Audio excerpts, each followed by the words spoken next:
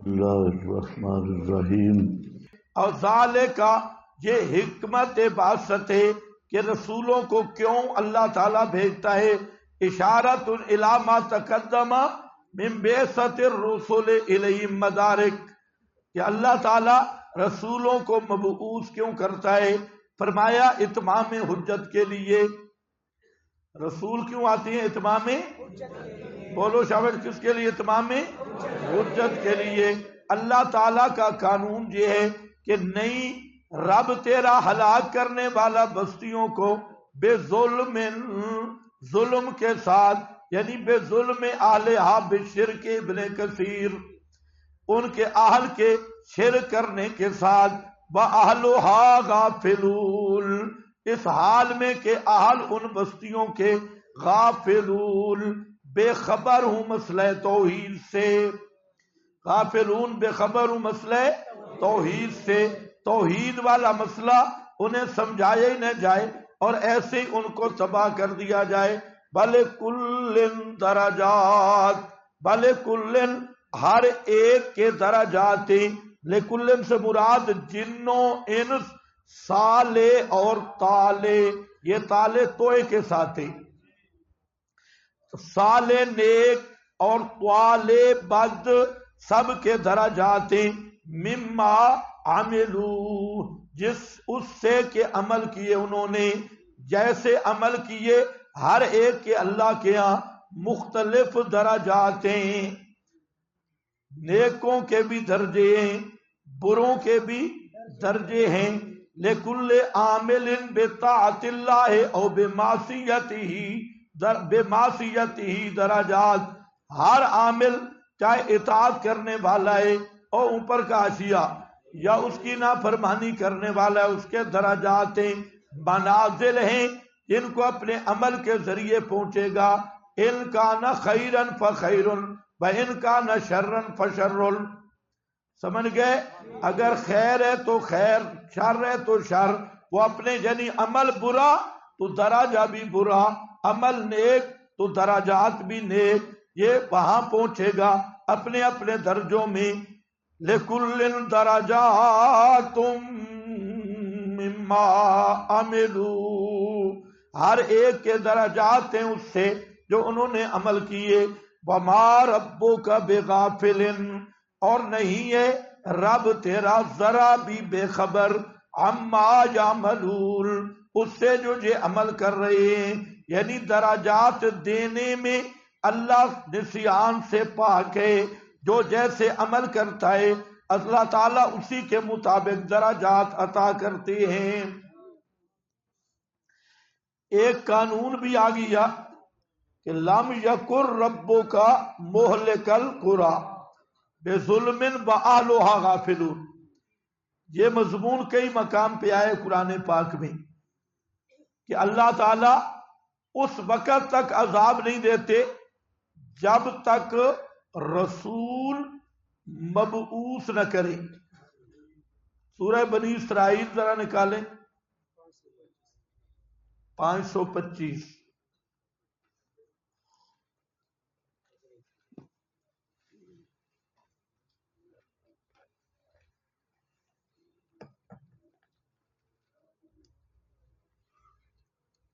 وَمَا كُنَّا مُعَذِّبِينَ حَتَّى نَبْعَثَ رَسُولًا، یہ قانون ہے کہ نہیں ہم عذاب دینے والے حتیٰ کہ مبعوث کرے ہم رسول۔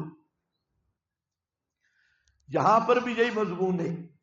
اس سے ایک اہم مسئلہ ہے، کسی مقام پہ بات آئے گی، یہ مقام نہیں اس کی بات کا، اصل مقام وہی ہے بنی اسرائیل، وہاں مفصل بات ہوتی ہے کہ زمان فترت کے لوگ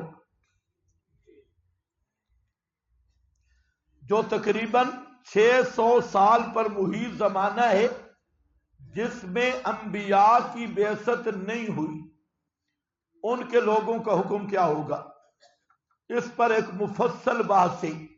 بہرحال اتنی بات یقینی ہے کہ زمان فترت کے لوگوں کے وہ احکام نہیں ہیں جو اتمام حجت کے بعد کے احکام میں، جب تک اتمام حجت نہ ہو وہ اللہ تعالی دنیا کا عارضی عذاب بھی نہیں دیتے۔ اسی کی شاخ سے ایک مسئلہ ہے کہ نبی کریم علیہ السلام کے والدین کے بارے میں، آپ کے والدین کے بارے میں افراد تفریط ہے۔ ایک طرف سیوطی صاحب ہیں اور سیوطی جیسے سوپڑ، انہوں نے مستقل رسالے لکھے کہ آپ کے والدین جنتی ہیں، اور پھر اس میں انہوں نے بہت کچھ اکاذیب جمع فرمائے اور ایسی باتیں جو عقل، فطرت، شریعت سب کے خلاف ہیں۔ اس میں یہاں تک لکھا کہ آپ کے والدین کو زندہ کیا گیا اور انہوں نے کلمہ پڑھا اور پھر فوت ہو گئے۔ اس کے جو مفاسد ہیں تھوڑا سا عقل والا بھی وہ سمجھ سکتا ہے، باقی پھر مشرکوں کا کیا قصور ہے، انہیں کیوں نہیں زندہ کیا؟ پھر تو سب 600 سال کے مردوں کو زندہ کر کے ان کو کلمہ پڑھا کے پھر مار دینا چاہیے تھا۔ صرف 2 کو زندہ کیا، باقی کسی کو بھی زندہ نہیں کیا۔ یہ سیوطی صاحب کا خیال ہے۔ اس کے مقابل ملا علی قاری ہے۔ ملا علی قاری نے بھی زیادتی کی۔ ملا علی قاری نے پورا رسالہ لکھ مارا کہ نبی پاک صلی اللہ علیہ وسلم کے والدین جہنمی ہیں اور کافر مرے، کفر پر مرے۔ اب ادھر سیوطی ہے، ادھر ملا صاحب ہے، تو ملا صاحب نے بھی انتہا کی ہے جہاں ملا علی قاری صاحب نے۔ اصل بات اور ہے، آج کل بھی یہ مسئلہ بڑا چلا ہوا ہے، لیکن جو میڈیا کے محققین ہیں ماشاءاللہ انہیں تحقیق کی انتہا تک پہنچے ہوئے ہیں۔ اصل مسئلہ یہ ہے، سمجھو کہ آپ صلی اللہ علیہ وسلم کے والدین زمانے فطرت کے لوگ ہیں، اور آپ صلی اللہ علیہ وسلم کے والدین کا شرک یہ کسی قطعی دلیل سے ثابت نہیں، تو اس لیے آپ کے والدین کے متعلق بھی وہی احکام ہیں جو زمانے فطرت کے لوگوں کے ہیں۔ ان کے بارے میں علماء کے مختلف تحقیقات ہیں، مثلا قیامت کے دن ان کا امتحان کیا جائے گا۔ جو زمانے فطرت کے لوگ ہیں جیسے مجنون، مجانین ہیں اور اس طرح کے لوگ ہیں، ان کا قیامت کے دن امتحان ہوگا۔ تو بہرحال خلاصہ یہ لمبی بات یہاں نہیں کرتا میں کہ آپ کے والدین کریمین کے متعلق کم از کم سکوت کرنا ضروری ہے۔ وجہ میں نے بتا دی، کیوں سکوت؟ حتی نبعث رسولا، اللہ تعالیٰ بغیر اتمام حجت کے دنیا کا عارضی عذاب بھی نہیں دیتے، چاہے جائے کہ قیامت کا ابدی عذاب ملے اور اتمام حجت بھی نہ ہو اور رسول بھی نہ آئے، مسئلہ بھی بیان نہ ہو۔ تو یہ مسئلہ ذہن میں رکھ لے اور اس کی اصل حیثیت بھی۔ باقی بعض روایات بخاری مسلم میں جو کھڑی ہے، خصوصاً مسلم میں، کہ میں نے اپنے والدہ کی قبر کی زیارت اور مغفرت کی دعا کے لیے اجازت مانگی، اللہ نے مجھے اجازت زیارت کی تو دے دی لیکن بخشش کی دعا کی اجازت نہیں دی۔ اسی طرح اور صحابی کو آپ نے فرمایا ان ابی و اباک فی النار، میرا اور آپ کا باپ جہنم میں ہے۔ تو اس قسم کی جو روایات ہیں یہ خالص اخبار احاد ہیں، اور اخبار احاد بخاری اور مسلم میں بھی ہوں تو نص قطعی کے مقابل ان کا وہ درجہ نہیں ہے۔ جب تک تواتر سے اس طرح کا مضمون ثابت نہ ہو اس وقت تک قرآن پاک کی آیت کو ظاہر سے پھیرنا یہ کسی طرح بھی روا نہیں ہے۔ اس لیے ہمارا صاف نظریہ ہے کہ نبی کریم علیہ السلام کے والدین دونوں وہ زمانے فطرت کے لوگ ہیں، اور زمانے فطرت کے لوگوں کے بارے میں احوط مسلک اور احوط نظریہ توقف اور سکوت ہے۔ نہ ہم سیوطی کے اکاذیب کو مانتی ہے اور نہ ملا علی قاری کے تشددات کو مانتی ہے۔ ہاں بھائی دیکھو، ملا علی قاری کو اصل دھوکہ اور جگہ پہ لگا۔ ملا علی قاری نے فقہ اکبر کی شرح لکھی، اور فقہ اکبر پہ حضرت نے یہ تحقیق ہی نہیں کی کہ یہ امام صاحب کی کتاب بھی ہے یا نہیں، انہوں نے شرح فقہ اکبر لکھ ماری، اور فقہ اکبر کے متن میں لکھا ہے کہ نبی کریم علیہ السلام کے والدین کافر ہیں۔ وہ اب نسبت کر دی گئی امام ابو حنیفہ رحمہ اللہ کی طرف، تو پھر یہی سوال ہوا امداد الاحکام میں مولانا ظفر احمد صاحب عثمانی اور امداد الاحکام حضرت تھانوی کی زیر نگرانی یہ کتاب لکھی گئی، اور حضرت تھانوی نے خود لکھوائی، اور اس کے دوسرے معاون ہیں مولانا عبد الکریم صاحب، یہ عبد الشکور ترمذی صاحب کے والد، سائیوالی عبد الشکور ترمذی معروف ترمذی اس کے والد صاحب، تو وہ عبد الشکور صاحب کے والد۔ اب سمجھو بات، اس میں جب یہی سوال ہوا ان سے کہ فقہ اکبر میں یہ درج ہے، تو انہوں نے صاف کہہ دیا کہ فقہ اکبر کی نسبت امام صاحب سے ثابت ہی نہیں، یعنی حاصل یہ ہے کہ فقہ اکبر امام صاحب کی کتاب ہی نہیں ہے۔ یہی بات علامہ انور شاہ صاحب شبلی نعمانی بڑے بڑے محققین نے یہ بات کی کہ فقہ اکبر امام ابو حنیفہ کی کتاب نہیں ہے۔ مولانا سرفراز خان نے بہت زور لگایا یہ امام ابو حنیفہ کی کتاب ہے، کیونکہ اس کے متعدد نسخے ہیں، اور سارے نسخے ایک دوسرے سے نہیں ملتے۔ ایک نسخہ میں آ گیا اعادت الروح فی قبری حق، مولانا نے سینے سے لگا لیا، امام ابو حنیفہ کی بات آئی نا۔ حضرت نیلوی شاہ صاحب نے چیلنج کیا تھا مولانا سرفراز کو کہ 4 اماموں میں سے کسی ایک امام کا عقیدہ بتلا اعادہ روح پر،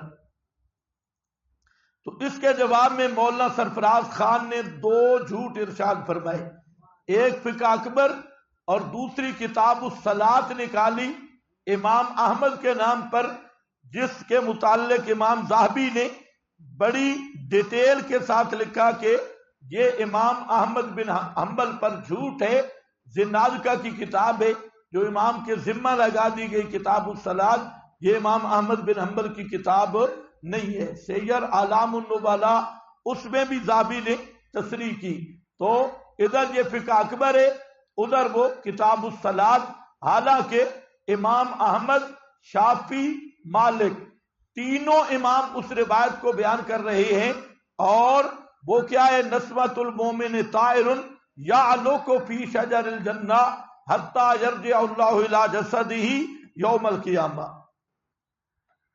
کہ مومن کی روح پرندے کی صورت میں جنت جاتی ہے اور قیامت سے پہلے بدن میں واپس نہیں آئے گی، قیامت والے دن بدن میں آئے گی۔ اس کا راوی کون ہے؟ امام مالک، امام احمد، امام شافعی، اور اسی کو حافظ ابن کثیر نے جب لایا تو کہتا ہے یہ سلسلۃ الذہب اجتمعت فیہ، یہ وہ سونے کی لڑی والی سند ہے کہ اس میں 3 امام جمع ہیں، امام مالک، شافعی، احمد، تو وہ تو رسول کا فرمان بیان کر رہے، اور کتاب الصلاۃ پتہ نہیں کہاں سے مل گئی سرفراز خان کو کہ امام احمد کے ذمہ لگا کے، اس کا نتیجہ کیا نکلا کہ وہ کتاب الصلاۃ جب عثمانیوں نے پڑھی تو اس وقت سے لے کے آج تک رات دن وہ بطور تسبیح کے امام احمد پہ فتوے لگا رہے ہیں۔ امام احمد مرتد ہو گیا، کافر ہو گیا، فلاں ہو گیا، حالانکہ ہم کہتے ہیں گدھے ہو، امام احمد کی کتاب ہی نہیں ہے۔ امام احمد خود رسول پاک کا جب فرمان بتا رہے ہیں کہ روح بدن میں نہیں آتی، اور پیغمبر کا فرمان بتا رہے ہیں، تو عقیدہ خود نبی کے فرمان کے خلاف رکھیں گے؟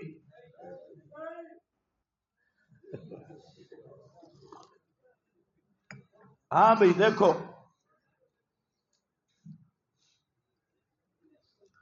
بربو کل غنی، بربو کا اور رب تیرا، الغنی ذو الرحمہ،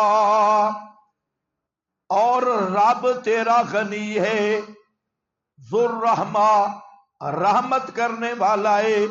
غنی کس سے؟ ان عبادہی و ان عبادتہم، ان عبادہی و ان عبادتہم، اپنے بندوں سے اور بندوں کی عبادت سے. مطلب کیا؟ رسول بھیجنے میں اللہ تعالیٰ کو کوئی ضرورت نہیں ہے کہ اللہ تعالیٰ رسول بھیج رہا ہے تو اللہ تعالیٰ کی کوئی ضرورت پوری ہو رہی ہے. فرمایا نہیں. نیچے لکھا ہے دفع شبو، یعنی رسول اس لیے نہیں بھیجتا کہ وہ محتاج عبادت ہے.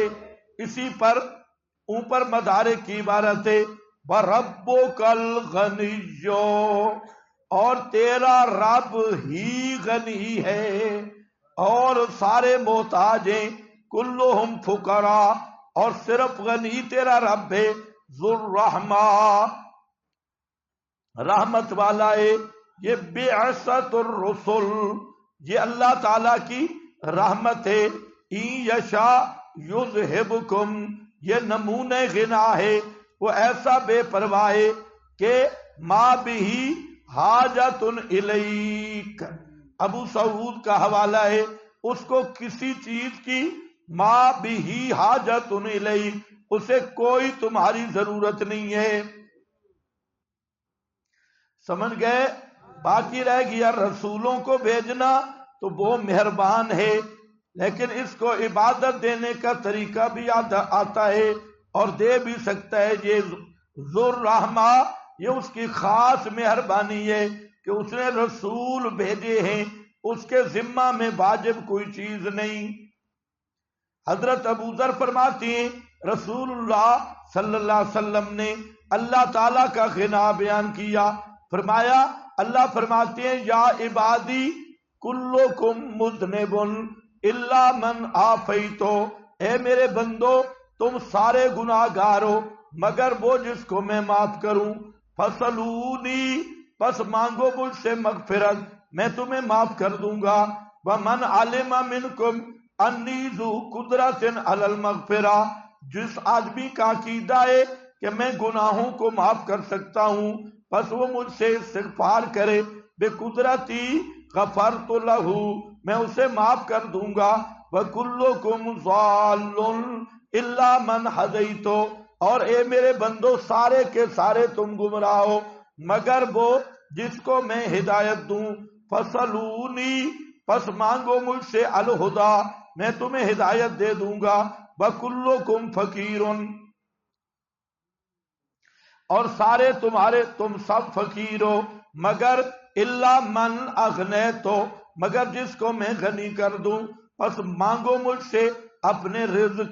بلا، اور نہ تم، اگر تمہارا بلو ان حیاکم لفظ، بلو ان حیاکم و میتکم، اگر تمہارے زندے بھی اور تمہارے مردے بھی، واولکم و آخرکم، تمہارے اول بھی تمہارے آخر بھی، رتبکم و یابسکم، تمہارے تر بھی تمہارے خشک بھی، امیر غریب، اجتمعوا، سارے جمع ہو جائیں، علی قلب اتقی عبد من عبادی، میرے بندوں میں سے سب سے زیادہ متقی آدمی جیسا دل لے کر، لم یزد فی ملکی جناح بعوضہ، میرے ملک میں اضافہ نہیں ہوگا ایک مچھر کے پر جتنا بھی. بھلا بجتمعوا، اور اگر سارے بندے اکٹھے ہو جائیں، فکانوا علی قلب اشقا عبد من عبادی، سب سے زیادہ بدبخت آدمی کے دل کی طرح ان سارے بدبخت ہو جائیں. فرمایا لم ینقص من ملکی جناح بعوضہ، میری بادشاہی میں ایک مچھر کے پر جتنا بھی نقصان نہیں آئے گا. ولو ان حیاکم و میتکم و اولکم و آخرکم و رتبکم و یابسکم اجتمعوا، اگر سارا جہان جمع ہو جائے، اول آخر، زندے مردے اور رتب یابس، اور سارے جمع ہوں، اور سآلا کل سائل منہم ما بلغت امنیتو، سارے ایک میدان میں مجھ سے اپنی تمنا کے مطابق مانگنا شروع کر دیں اور میں سب کو عطا کر دوں. تو ما نقص من ملکی الا کما لو ان احدکم مر بشفاۃ البحر، فرمایا اگر سابقوں میں ان کی من چاہی مرادیں دے دوں تو میرے بادشاہی میں اتنا بھی فرق نہیں آتا جتنا سوئی سمندر میں گاڑنے سے سمندر کے پانی میں فرق آتا ہے۔ سمجھ گئے؟ یہ ہے الغنی، یہ الغنی ہے۔ ہاں میرا صرف یہی کمال ہے، فَإِنَّمَا أَقُولُ لَهُ كُن فَيَكُونُ رَبُّكَ الْغَنِيُّ ذُو الرَّحْمَةِ إِن يَشَاء يُذْهِبْكُمْ وَيَسْتَخْلِفْ مِن بَعْدِكُمْ، اگر چاہے لے جائے تمہیں اور خلیفہ بنا دے تمہارے بعد، ماں جسے چاہے، کما جیسا کہ پیدا کیا تمہیں، من ذریت قوم آخرین، نظیر اذہاب، فرمایا جیسا کہ تمہیں دوسروں کی قوم کی اولاد سے پیدا کی، دوسری قوم کی اولاد سے پیدا کیا، تمہارے باپ دادے پچھلے سارے چلے گئے، آج تم چودھری بن کے بیٹھے ہو، تو ایک قوم گئی دوسری آ گئی۔ اسی طرح اللہ اگر سب کو لے جائے تب بھی قادر ہے